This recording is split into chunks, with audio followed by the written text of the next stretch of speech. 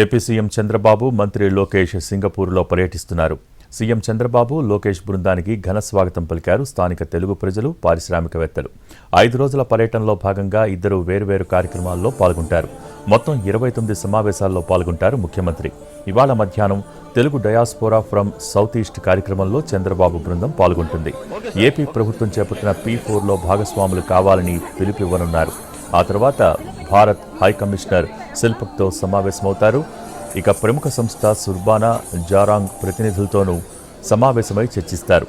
Ever Sendai engineering private limited chairman Tan Sri Dato A K నాథన్తో ఏపీలో పెట్టుబడులకు ఉన్న అవకాశాలపై చర్చలు జరుపుతారు.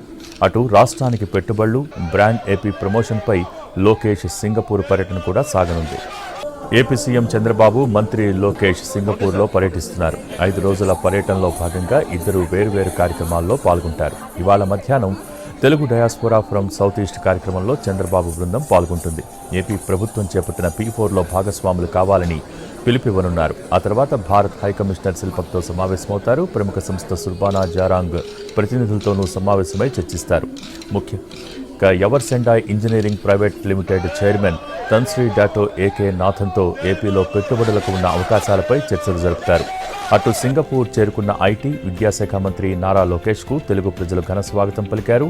రాష్ట్రానికి పెట్టుబడులు, బ్రాండ్ ఏపీ ప్రమోషన్పై మంత్రి నారా లోకేష్ సింగపూర్ పర్యటన సాగనుంది.